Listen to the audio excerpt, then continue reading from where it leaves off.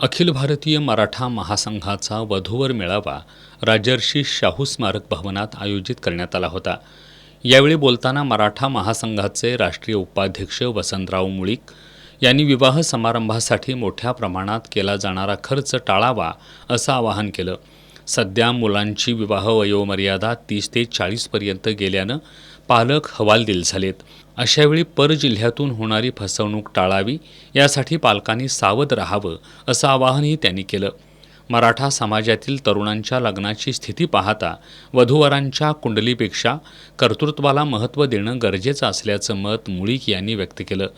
मेळाव्यात pre wedding बंद करण्याचा एकमुखी ठरावही करण्यात आला. अधार्मिक दोनदा अक्षता पद्धत बंद करावी, लग्नाचा इव्हेंट न करता कमीत कमी खर्चात विवाह करा, कुंडलीपेक्षा कर्तृत्वाला महत्त्व द्या, 96 कुळी पाहू नको, मुलगा मुलगी भेद नको अशा सूचना पालकांनी केल्या. काही पालकांनी विवाह जुळवताना येणाऱ्या अडचणी मांडल्या. यावेळी जिल्हाध्यक्ष शशिकांत पाटील, जिल्हाध्यक्षा शैलजा भोसले, युवक जिल्हाध्यक्ष अवधूत पाटील, प्रतीक साळुंखे, शंकरराव शेळके, प्रकाश जाधव, शिवाजी मोरे, डॉक्टर लक्ष्मीकांत नलवडे, जयसिंगराव हवालदार आदी मान्यवर उपस्थित होते.